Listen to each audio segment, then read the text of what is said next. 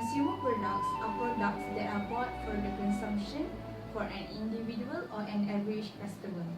They are also alternatively called as final goods, which is what we will see on the store shelf. So for example, clothing, food and jewelry. That are all the examples of consumer goods. Basic or raw materials such as copper or aluminium are not considered as consumer goods because they must be transformed first into usable products before it hit the shelves. So consumer product companies, they are looking to maximize profits and market shares in a competitive environment. So the challenges that they face also include meeting the changing demand of customers and maneuvering to a consolidating market. Industrial products are those that engage in the transformation of goods, materials, or substance into a new product. The transformation process can be physical, chemical, or mechanical. Manufacturers often have plants, mills, or factories that produce goods for public consumption. Machines and equipment are typically used in the process of manufacturing. Although some cases goods can be manufactured by hand. Example of these would be baked goods, handicraft jewelry, other handicraft, and art. I will explain background of the company. First, Nestlé Malaysia Berhad. As we know, Nestlé is the world's largest food and beverage company based on Swift Town. It was founded more than 150 years ago. However, in Malaysia, Nestlé began in 1912 as an agro-sweet condensate milk company in Penang. When they grew, they expanded and moved to the KL in 1939. Since 1962, with its first factory in Petaling Jaya, Nestlé Malaysia now manufactures its product in 8 factories and operates from its head office in Mutiara Damansara.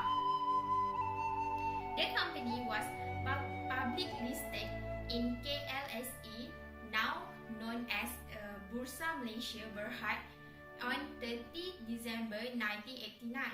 Today, the company employs more than 5,300 people and manufactures as well as market more than 500 halal products in Malaysia. Next is PMB Berhad. PMB Technology Berhad is the largest aluminium smelter in the Southeast Asia and the largest aluminium extruder in Malaysia. PMB was incorporated in the 26 June 2002 as a public limited company and listed in the Bursa Malaysia in the 5th November 2003 and transferred to the main market of the Bursa Security in 3 August 2009.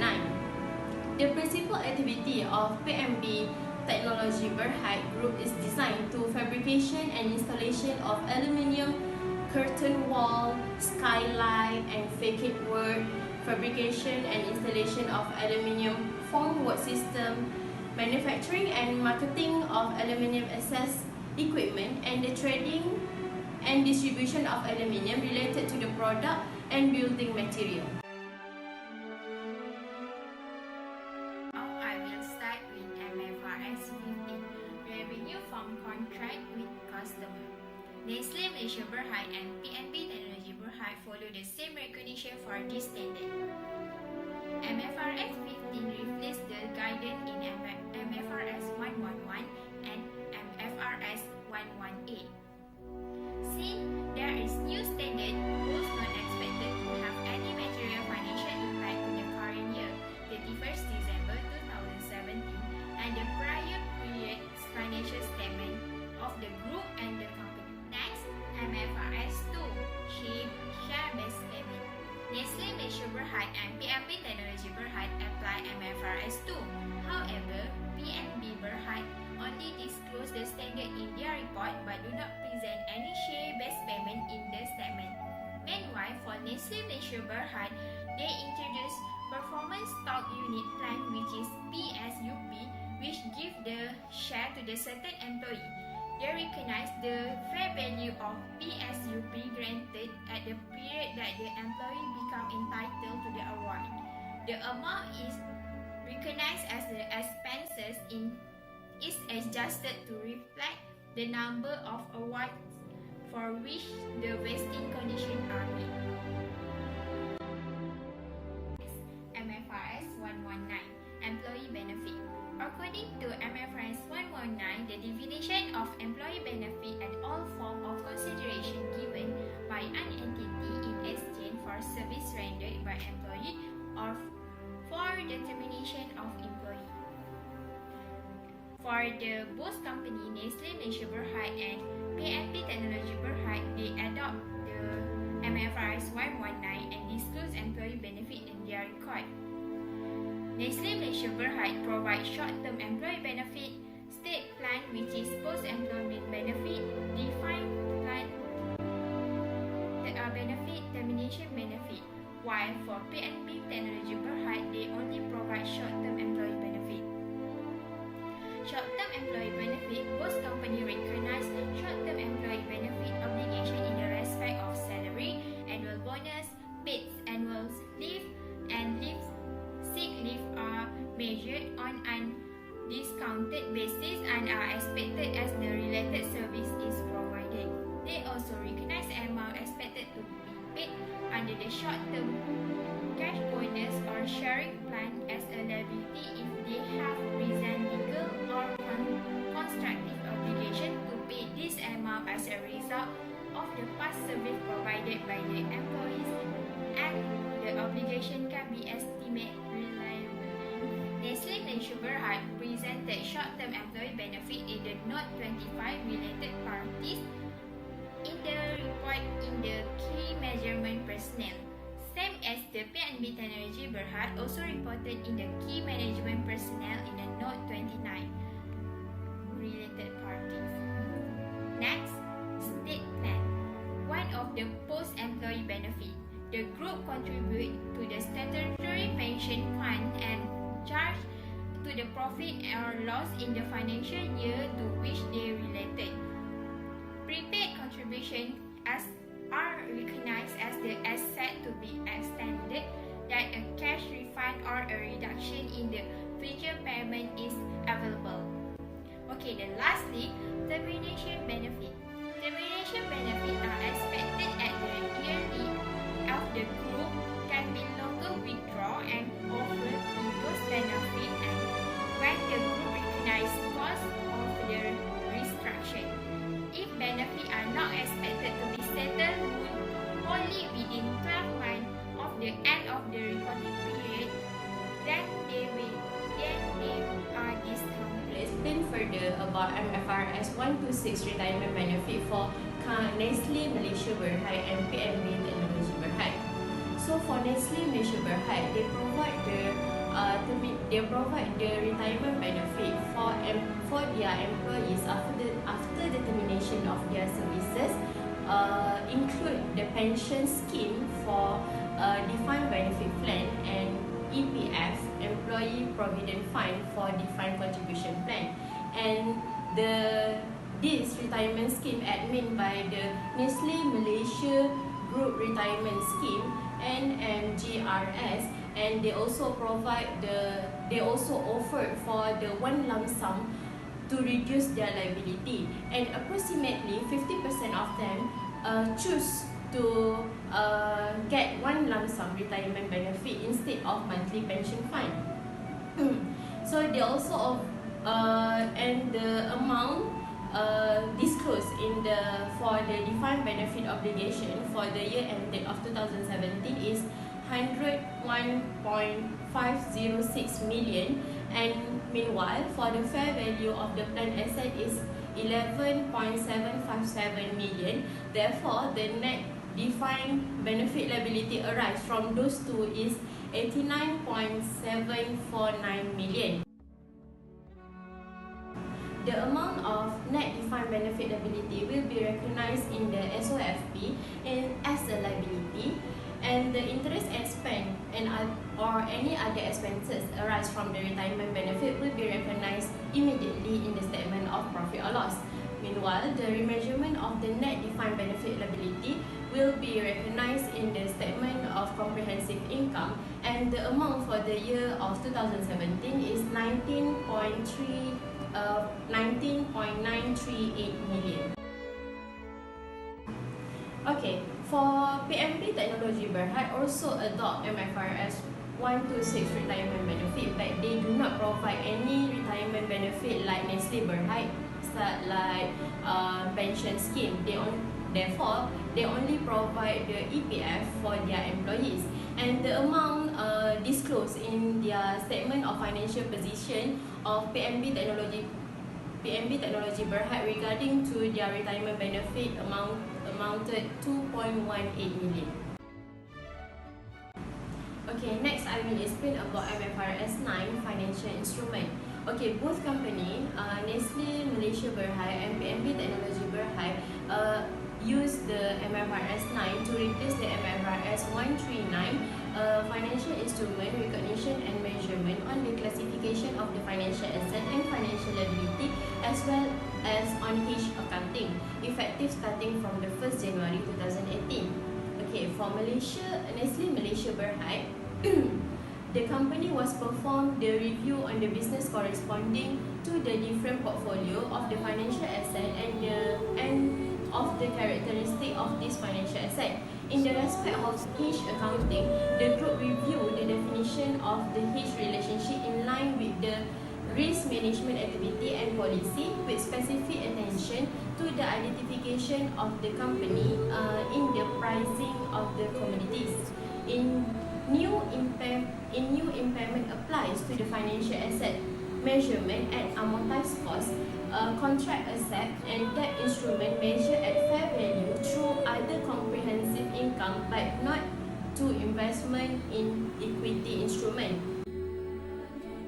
Okay, the estimated adjusted opening balance of the trade and other receivable amounting to 595.979 million. Meanwhile, the estimated adjusted opening balance for the return earning for the Nestlé Berhad is 372.448 million. For MFRS 9 financial instrument for PMB Technology Berhad, the new standard contain three principles for the classification of financial asset. First, measured at amortized cost. Second, measured through the other comprehensive income, and another one fair value through the profit or loss, and eliminate the existing MFRS 139 of held to maturity, loan, receivable, and available for sale. MFRS 9 also replace the incurred loss model in MFRS 139 with looking forward expected credit loss ECL. Under MFRS 9, loss allowance will be measured either 12-month expected credit loss or lifetime expected credit loss. The group and the company do not expect that the application of the above will have the material impact on accounting for its financial asset. The initial recognition and measurement of the financial asset and financial liability is recognized in the statement of financial position when the group or company become the party to the contractual provision of the instrument. The financial instrument is initially measured at the fair value. In the case of the financial instrument is not at the fair value through the profit or loss, the transaction costs are directly attributed to the acquisition or issue of the financial instrument. MFRS 132 financial instrument presentation requires the issuer of financial instrument to classify the instrument, its component parts, and on initial recognition as financial liability, a financial asset, or an equity instrument in accordance with the substance of contractual agreement and the definition of financial liability, financial asset, and equity instrument. Both companies, Nestlé Malaysia Berhad and PMB Technology Berhad, did not mention MFRS 132 in their annual report. However, they apply the standard by classifying the financial instrument on initial recognition as financial liabilities or as a financial asset in the presentation. Nestlé Malaysia Berhad applies MFRS 132 by categorizing the financial instrument in the notes to the financial statement. They categorize the instrument as loans and receivables, other financial liabilities measured as amortized cost, and derivative design as hedging instrument. This is the example of their presentation. For For the year 2017, the amount of loan and receivable are more than 590,000, while the amount of other financial liabilities are more than 1.6 million. The company also disclosed the amount of net gain or losses arising from the financial instrument for the year 2017, which is amounted to Rm 38,205 million. PMB Technology Berhad categorized the financial instrument in the notes to the financial statement. They categorized the financial instrument as loans and receivables, financial liabilities measured as amortized cost. The amount of loan and receivable for the year 2017 are more than 230,000, while the amount of financial liabilities are 260,000. The PMB Technology Berhad also disclosed the net gain and losses arising from the financial instrument for the year 2017, which amounted to 500,000. MFRS 7 Financial Instrument Disclosure requires disclosure about the significance of financial instrument to entities, financial position, performance, and cash flow. In addition, it also requires information about the extent to which the entity is exposed to risk arising from financial instrument during the period and at the reporting date, and a description of the management objective and policies in the managing those risks. Nestlé Malaysia Berhad classified fair value measurement using fair value hierarchy, which consists of 3 levels: level 1, level 2, and level 3. They also disclose hedging accounting. In a cash flow hedge, the portion of the gain or loss on the hedging instrument is recognized in OCI, and ineffective portion is recognized in SOPL. Subsequently, the cumulative gain or loss recognized in OCI is reclassified from equity into SOPL in the same period or period during which the hedge forecast cash flows affect profit or loss. The group has exposed to the following risks, which is credit risk, liquidity risk, and market risk. Market risk consists of currency risk, interest rate risk, commodity price risk. This is the presentation of credit risk, liquidity risk, currency risk, and interest rate risk. PMB Technology Berhad classified fair value measurement, which fair value are categorized into different levels in the fair value hierarchy based on the input used in the valuation technique as follows, which is level 1, level 2, and level 3. The group recognized transfer between the level of fair value hierarchy as the date of the event or change in the circumstance that caused the transfers. The group has exposed to the following risks, which is credit risk, liquidity risk, and market risk. Market risk consists of foreign currency risk, interest rate risk, and other price risk. This is the presentation of credit risk, liquidity risk, and the foreign currency risk, and last is the interest rate risk. Companies can disclose all their corporate social responsibilities and environmental issues voluntarily in their financial report. For Nestlé Malaysia Berhad, they disclose all their CSR and environmental issues in a separate report titled Nestlé in Society. While for PMB Technology Berhad, they disclose all their CSR and environmental issues in their audited financial statement, but in the sustainability report. For Nestlé Healthy Kids program, they wanted to contribute to help to develop a healthier future. So they want to use education as a tool to help the young children to understand the value of nutrition and physical activity. So far, for the year 2017, there are 29 schools impacted from this program, and there are more than 7,000 school children involved in the intervention program. For the year ended 2017, there are more than 270 farmers that is involved in the Nestlé Paddy Club.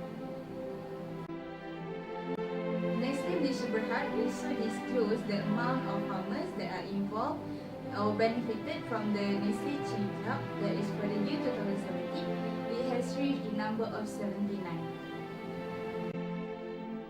Nestlé Malaysia Berhad also encouraged their employees to allocate 16 working hours to do CSR or volunteer works.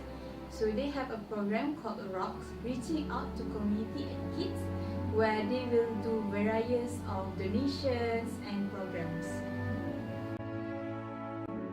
For the environmental issues disclosed by Nestlé Malaysia Berhad, they wanted to achieve water efficiency and sustainability across their operations, and they treat the water they discharge effectively. So for the year 2017, they disclosed that their water usage was 2% less than the usage in 2016, which the saving can be used to support 125 households in 1 year.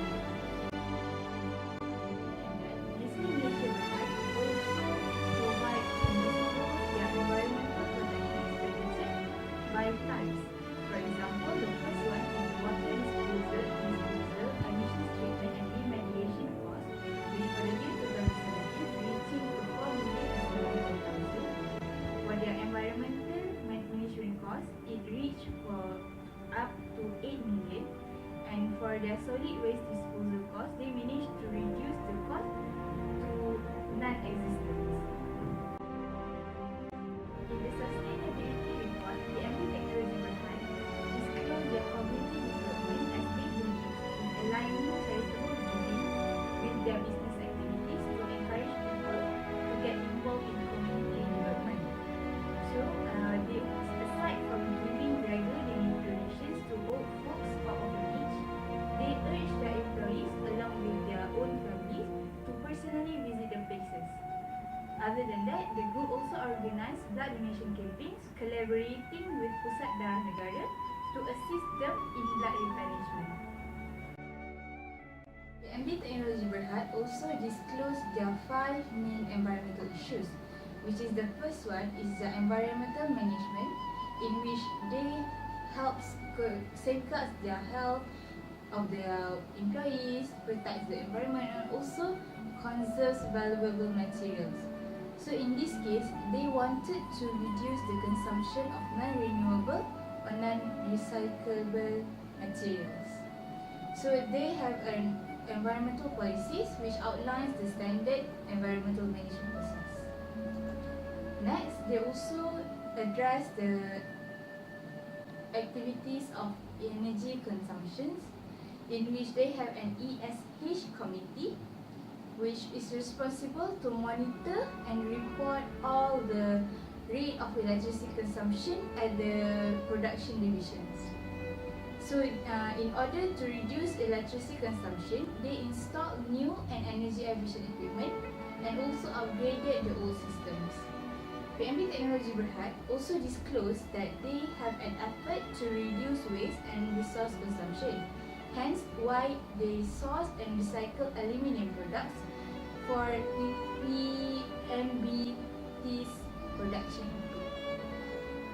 And the fourth one is their water consumption, in which they address that they responsibly monitor their consumption daily, and to save water in the refurbishment division, they use a groundwater abstraction technique to clear the formworks and recycle the groundwater.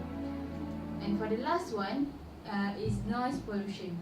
For a factory or operating sites, noise pollution is a big issue for them. So to manage noise pollution at their sites, the PMB Technology reports to the management on a monthly basis.